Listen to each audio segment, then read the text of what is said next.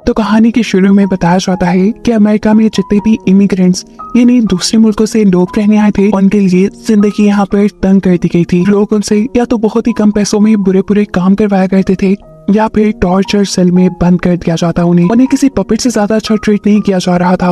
वहाँ की गवर्नमेंट बस इसी चीज पे बातें करती रहती थी कि आखिर इन लोगों का क्या किया जाए। सीन कट होकर हम एक होटल पे ये जेपी को देखते हैं, हमारी मूवी का मेन कैरेक्टर। वो जब यहाँ अपने ऑर्डर्स पे कर रहा था तो तभी उसकी बहन यहाँ आते हैं और उसे खुशखबरी देती है कि उसका बहुत बड़े कॉलेज में एडमिशन हो गया है। जेपी ये सुनकर बहुत खुश होता है। घर जाकर हम देखते हैं कि जेपी की पूरी फैमिली लिली के लिए एक पार्टी कर रही थी। इसी पार्टी के दौरान जेपी भी लिली से कहता है, मुझे तुम पे प्राउड है, तुम बहुत अच्छे हो और हाँ, मैं तुम्हें याद भी करूंगा। अभी ये लोग बातें ही कर रहे थे कि जेपी नोट करता है कि लिली ने अपने कान के पीछे एक टैटू बनवाया है, जिसके बारे में लिली जेपी से कहती है, प्लीज यार मॉम को मत बताना। सीन कट होकर हमें न्यूज में दिखाया जाता है कि अब गवर्नमेंट ने फैसला किया है कि लीगल इमिग्रेंट्स और उनके अमेरिका में पैदा हुए बच्चों को भी अरेस्ट कर लिया जाएगा। इसी ऑर्डर के चलते पुलिस भी जेपी के घर आकर उनकी पूरी फैमिली को अरेस्ट कर लेती है, क्योंकि वो भी अमेरिकन सिटीजन नहीं थे। सभी के पेरेंट्स को पुलिस किसी और सेल में बंद करती है,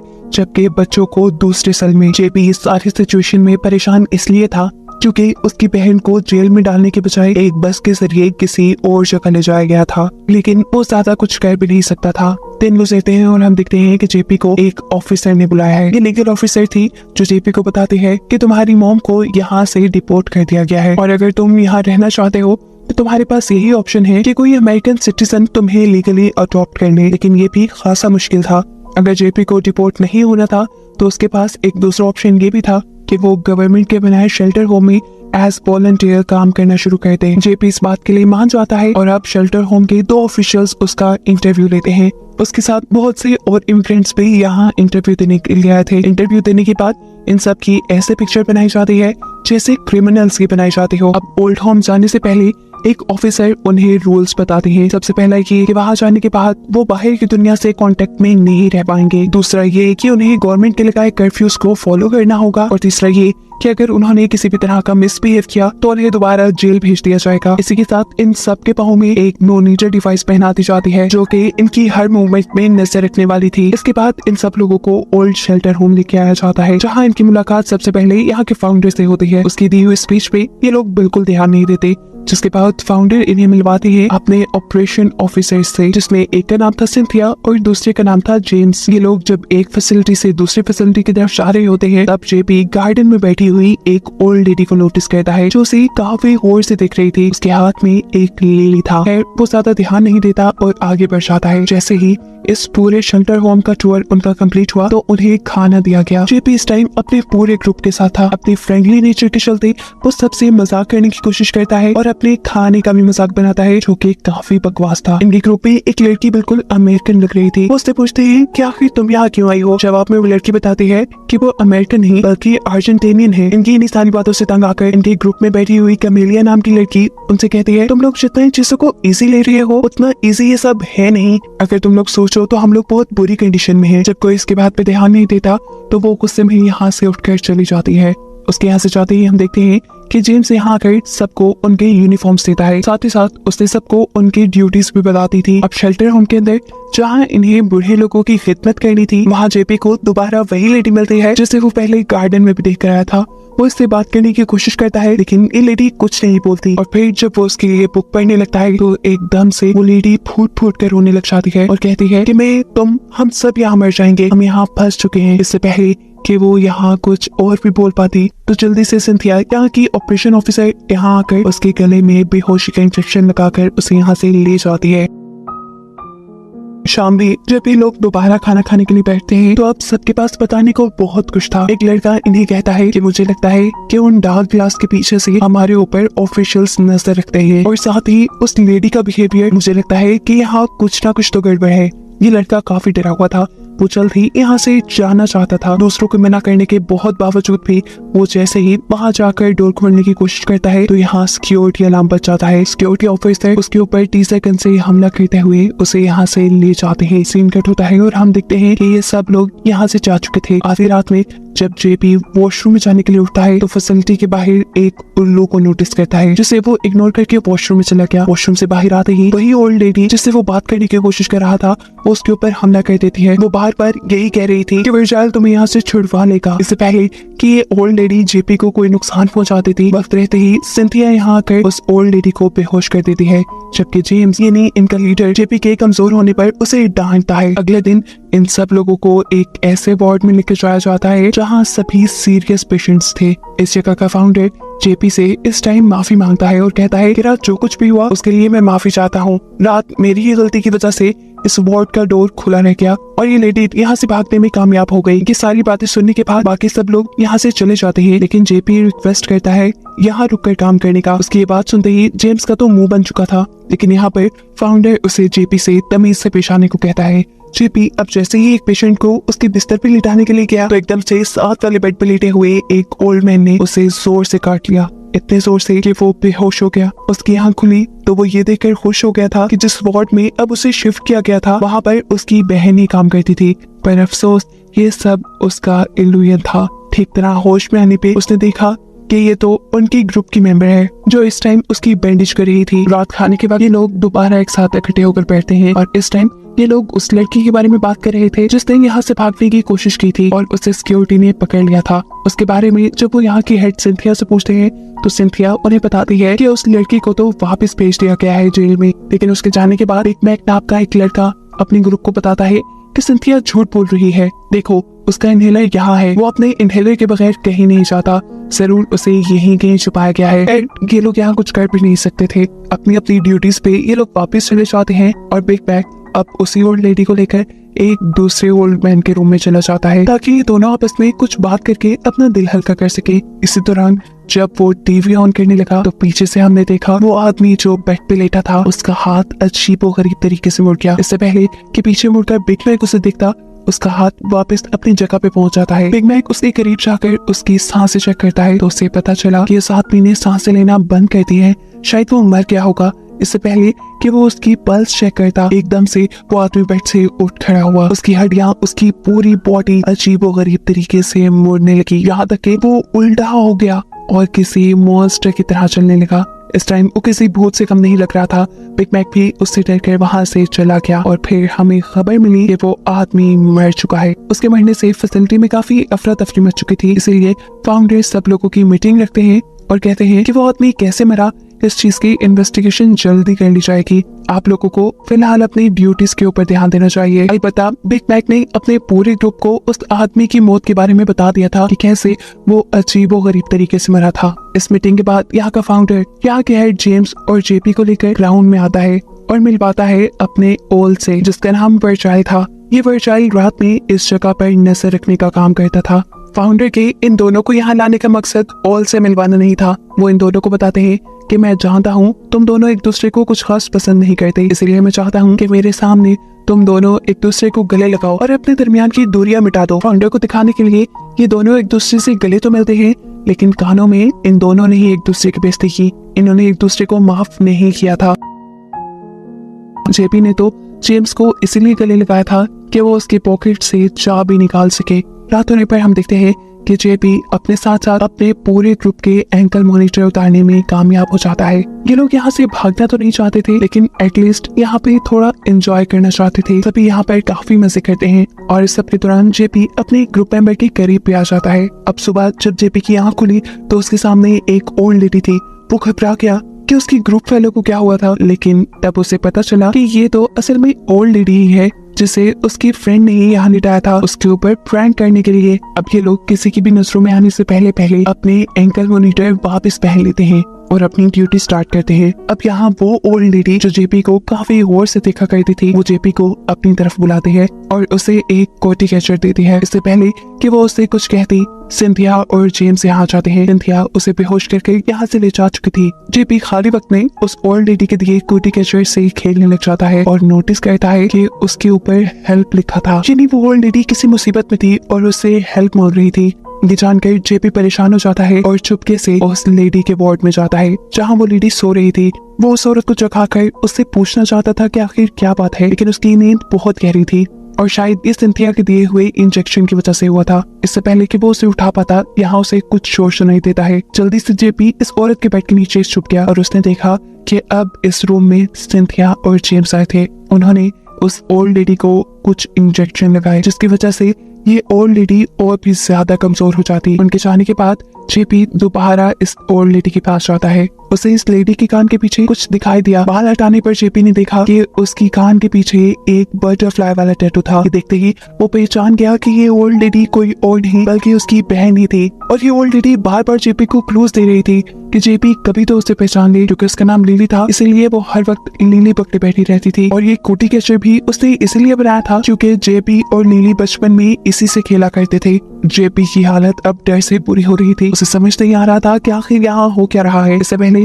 कि वो यहाँ से भाग जाता, वो हाथ लग जाता है जेम्स के, जो उसे पंच करके अब पकड़ लेता है। सीन कट होकर अगले दिन हम जेपी के ग्रुप को देखते हैं जो सभी जेपी के अचानक गायब होने की वजह से परेशान हैं। ये लोगों के साथ पहली मर्तबा नहीं हुआ था, इससे पहले भी इनका एक साथी इसी तरह गायब हो चुका था और अब ये लोग खामोशी से बैठने वाले नहीं थे। ये लोग डिसाइड करते हैं कि अब तो वो इस मामले की इन्वेस्टिगेशन करके ही रहेंगे। इसीलिए कैमिलिया जेम्स को अपनी बातों में लगाती है, जबकि बिग मैक के साथ दूसरी लड़की जेम्स के ऑफिस में जाकर इन्वेस्टिगेशन करना शुरू कर देते हैं। यहाँ पर बिग मैक को इस फैसिलिटी के ब्लूप्रिंट्स मिलते हैं और इसी ब्लूप्रिंट के अंदर एक मशीन का भी ब्लूप्रिंट था जो काफी अजीब थी। उसका क्या मकसद था ये लोग नहीं जानते थे। फाइल्स को छेड़छाड़ करने पे इन लोगों को पता चलता है कि इस टाइम क्रिस एक सॉलिटरी में है, वही लड़का जो पहले गायब हुआ था। जहाँ बाहर जेम्स भी कैमिलिया की बातों से तंग आ चुका था, इसलिए वो वापस अपने ऑफिस में चला जाता है, जिससे बचने के लिए बिग मैक और वो लड़की यहाँ फर्नीचर के पीछे छुप जाते हैं। इनकी किस्मत अच्छी थी कि जेम्स ज्यादा देर यहाँ रुका नहीं। इससे पहले कि वहाँ से निकलने के बाद ये अपने दूसरे साथी को सब कुछ बता पाते, जेम्स बिग मैक के पीछे आकर उसे वेंट के स्क्रूज टाइट करने का काम दे देता है। सीढ़ी पर चढ़कर बिग मैक अब ये काम करने लगा, जबकि दूसरी तरफ एक ओल्ड पेशेंट ने सिंथिया के ऊपर हमला कर दिया। इस हमले को बचाने के लिए यहाँ खड़ा हुआ ऑफिसर उस आदमी को रोकने की कोशिश में लग जाता है। वो आदमी लग जाता है बेचारा बिग मैक के लेडर पे और ऐसे बिग मैक लेडर समेत ही नीचे गिर जाता है और बेहोश हो जाता है। बेहोश हुए बिग मैक को ये सब लोग यहाँ से ले गए, जबकि अब इनकट होकर हमें जेपी को दिखाया गया। जेपी का आधा चेहरा अब किसी बूढ़े इंसान की तरह लग रहा था और उसके हाथ पांव को एक चेयर से बांधा गया था, बिल्कुल यहाँ मौजूद 3 और लोगों की तरह। जेपी यहाँ देखता है कि जेम्स और सिंथिया ही यहाँ ये गलत काम करते हैं। इस टाइम जेम्स कोई केमिकल बना रहा है जिससे ये लोगों को बूढ़ा कर देते हैं। जेपी ने यहाँ ये भी नोटिस किया कि जेम्स और सिंथिया जिस दरवाजे से यहाँ से बाहर जाते थे वो दरवाजा एक कोड से खुलता था, इसलिए उनके यहाँ से बाहर जाते ही उसने अपने आप को छुड़वाने के लिए काम करना शुरू कर दिया। सीन कट होकर अब हमें बाहर की दुनिया का सीन दिखाया जाता है, जहाँ एक बिजनेसमैन और पॉलिटिशियन की रेस्टोरेंट चेन बहुत ही ज्यादा कमाल की चल रही है, क्योंकि यहाँ का खाना बहुत ही सस्ता और बहुत मजेदार है। और इसके पीछे का राज यही था कि ये लोग इंसानों का गोश्त खा रहे थे, उन्हीं इंसानों का गोश्त जिन्हें शेल्टर होम में बुढ़ा किया जा रहा था। हम देखते हैं कि उन्हीं इंसानों को सीधा क्रशर में डालकर उनकी बर्गर पैटी बना दी जाती है। और ये बात जानते हुए भी ये आदमी बहुत ज्यादा खुश था, क्योंकि उसे लगता था कि ऐसे लोगों के साथ यही होना चाहिए, क्योंकि वो अमेरिका का पार्टी नहीं है तो उन्हें अमेरिका में रहना भी नहीं चाहिए। सिनकट होकर हम जेपी को देखते हैं, जो कि अब अपनी चेयर से अपने आप को छुड़ाकर वहाँ गेट के पास में पहुंच चुका है। अब यहाँ उसे पासवर्ड की जरूरत थी जिसे लगाकर वो यहाँ से भाग जाए। इस टाइम पर उसे उस औरत की बातें याद आती हैं जिसने वॉशरूम में जाते हुए उसके ऊपर हमला किया था और उसे कहा था कि वर्जाइल से तुम बच जाओगे। वो जैसे ही वर्जाइल कोड लगाता है तो ये दरवाजा खुलकर वो अब आजाद हो चुका था। उसके यहाँ से भागने का पता जेम्स को भी चल जाता है और वो इस चीज की खबर सिंथिया के साथ साथ फाउंडर को भी कर देता है, जो इस टाइम बिग मैक को अपनी ड्रग्स देकर बुढ़ा करने वाले थे। ये तीनों जल्दी से यहाँ से जेपी को ढूंढने के लिए निकल जाते हैं और हमें पता चलता है कि बिग मैक भी सिर्फ बेहोश होने का ड्रामा कर रहा था ताकि वो इनकी लैब तक पहुंच पाए। आंखें खोलने के बाद वो दिखता है कि जेम्स हड़बड़ी में अपनी कीज यही भूल गया। दूसरी तरफ हमें दिखाया जाता है कि जेपी बहुत ही मुश्किलों से भागने की कोशिश कर रहा है क्योंकि उसकी बॉडी बहुत वीक हो गई है। भागते भागते वो एक दूसरे रूम तक पहुंचता है और ये देखकर वो खौफ में आ चुका था कि सभी इमिग्रेंट्स को ये लोग चॉपिंग मशीन में डालकर मार दिया करते थे और इन्हीं लोगों का मीट इन्हीं लोगों का गोश्त अब अमेरिकन खा रहे थे। वो जैसे ही इस रूम से बाहर निकलता है तो यहाँ उसे अपने ग्रुप की एक मेंबर मिलती है जिसे वो सब बताने ही वाला था, लेकिन इतने में ही उसके सामने जेम्स भी आ गया। जेम्स को देखते ही इस लड़की ने जेपी के गले पे एक इंजेक्शन लगाकर उसे बेहोश कर दिया और हमें पता चला कि वो इन लोगों के साथ सिर्फ एक जासूस की तरह मिली हुई थी और असल में वो तो खुद जेम्स की टीम का पार्ट थी। जेपी को जब होश आता है तो वो अपने आप को फाउंडर के सामने पाता है और देखता है वो लड़की जिसे वो पसंद करने लगा था, जिसे वो अपना ग्रुप मेंबर समझ रहा था, वो इस आदमी के साथ डांस कर रही है। उसके होश में आते ही यह आदमी इस लड़की को छोड़कर जेपी को बताता है कि वो भी अमेरिका में रहने वाले सभी लोगों की तरह एक कैनिबल है, यानी उसे भी इंसानों को गोश्त खाना बहुत पसंद है। इस टाइम भी वो ड्रग्स के असर में था और इससे पहले कि वो दोबारा बेहोश हो जाता, वो इस लड़की से पूछता है कि लिली के साथ तुम लोगों ने क्या किया। जवाब में वो लड़की बताती है कि कुछ नहीं, बस हमने उनको कुछ हार्मोन्स दिए जिन हार्मोन्स की वजह से उनका गोश्त इंसानों के खाने और हजम करने के काबिल हो जाता है। इन्हीं हार्मोन्स के साइड इफेक्ट में लोग बूढ़े भी हो जाते हैं और लोगों को बूढ़ा करना इसलिए भी जरूरी हो जाता है क्योंकि बूढ़े लोगों के मरने पे कोई सवाल नहीं करता। और जैसा हमने देखा था कि एक आदमी अजीबोगरीब तरीके से मर गया, वो भी इसी हार्मोन की वजह से हुआ था। इस टाइम उसके साथ वो प्रोसेस हो रहा था जिसकी वजह से उसका मीट नरम हो जाए। सेम कट होकर यहाँ हम एमिलिया को देखते हैं जो अपने ग्रुप की अकेली बची थी। इस टाइम वो अपना एंकल मॉनिटर उतारने की कोशिश कर रही थी ताकि वो जाकर अपने बाकी ग्रुप मेंबर्स को बचा सके और इतने में ही कोई ऊपर की तरफ से उसके पास चाबी फेंकता है। ये कोई और नहीं था बल्कि बिग मैक था जिसने जेम्स की चाबी चुरा ली थी। इसी चाबी से वो अपना एंकल मॉनिटर खोलकर यहाँ से बाहर जाती है और उसका ध्यान जाता है उसी डार्क ग्लास पे जिसके बारे में ये लोग हमेशा बात किया करते थे। गुस्से में एक चेयर उठाकर वो ये ग्लास तोड़ देती है और वहाँ उसे बहुत से कंप्यूटर दिखाए जाते हैं जहाँ बैठकर बहुत से लोग इन्हीं लोगों पे नजर रखा करते थे। इससे पहले कि वो कहीं और चली जाती, जेम्स यहाँ आकर उसके भी गले में इंजेक्शन लगाकर उसे बेहोश कर देता है। जब उसे होश आया तो वो एक वार्ड में जेपी के साथ थी और दोनों ही अब आधे आधे बूढ़े हो चुके थे। इनके सामने एक टीवी चल रहा था जहाँ फिर मिनी उस पॉलिटिशियन की एक बहुत नफरत भरी स्पीच थी इन इमिग्रेंट लोगों के लिए। ये स्पीच सुनकर इनका गुस्सा और भड़क जाता है और ये लोग वादा करते हैं कि जरूर यहाँ से निकलकर ये लोग इस आदमी के बुरे इरादों को एक्सपोज करेंगे, यानी सबके सामने लेकर आएंगे। यहाँ से निकलने से पहले जेपी अपनी बहन लिली से मिलकर जाता है और उससे वादा करता है कि वो उसे भी यहाँ से जरूर निकाल लेगा। इससे पहले कि ये लोग वार्ड से निकल पाते, जेम्स और सिंथिया के साथ वो दूसरी लड़की इंजेक्शंस की ट्रेल ये यहाँ आ जाती है ताकि वो इन लोगों को और वीक कर सके। इन्हें देखते ही कि मेरिया अपनी टांग से इनकी ट्रॉली गिरा देते हैं। यहाँ मौजूद सब लोग जिन्हें इन लोगों ने बुढ़ा कर दिया था वो सब गुस्से में थे। सभी उठ खड़े होते हैं और इन तीनों के इर्द गिर्द घूमने लग जाते हैं। ये सब बदला लेने के लिए पागल हो रहे थे और अब इन लोगों ने उन्हें बुरी तरह जकड़ लिया था। मौके का फायदा उठाते हुए जेपी यहाँ से निकलने में कामयाब हो जाता है, लेकिन उसकी बुरी किस्मत के सिक्योरिटी वाले आदमी ने उसे देख लिया। जेपी उसे मेडिसिन रूम में लेकर जाकर उसे लड़ता है, लेकिन कितना भी लड़ता वो अब कमजोर हो चुका था। इससे पहले कि सिक्योरिटी वाला उसे मार देता, पीछे से एंट्री करता है बिग मैक और एक रस्सी के जरिए वो इस सिक्योरिटी वाले का गला घोटते हुए उसे मार देता है। यहाँ वार्ड के अंदर लड़ाई अभी भी चल रही थी। ये बूढ़े लोग बेशक कमजोर थे लेकिन इन्होंने हार नहीं मानी थी कि इन तीनों से लड़ रहे थे, पर ये तीनों किसी तरह इन लोगों से बचकर यहाँ से भागने में कामयाब होने की कोशिश करते हैं। इससे पहले कि अब ये लोग वार्ड से बाहर निकल जाते, दूसरे वार्ड से और भी बूढ़े लोग इनकी तरफ बढ़ते हैं और अब वो इन्हें मार ही देते।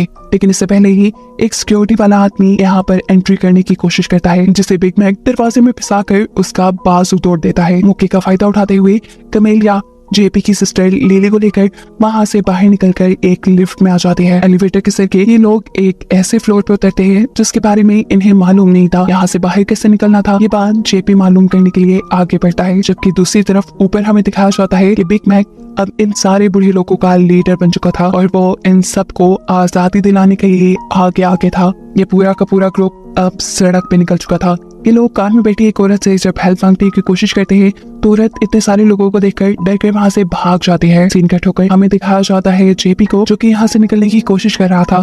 और उसे यहीं पर नजर आ जाता है अपना एक दूसरा फेलो। वो इसे छुड़वाने की जैसे ही कोशिश करता है तो कोई उसके ऊपर पीछे से हमला कर देता है। ये कोई और नहीं था बल्कि फाउंडर था, जो जेपी को मारना चाहता था, लेकिन जेपी अपने पास पड़ी हुई बोतल से उसके सर के ऊपर हमला करते हुए अपने आप को छुड़ा लेता है। लेकिन जेपी क्योंकि बुरा हो गया था, इसीलिए वो दूसरा इंसान दोबारा उसे काबू कर लेता है और उसे एक क्रशर मशीन के ऊपर लिटा देता है।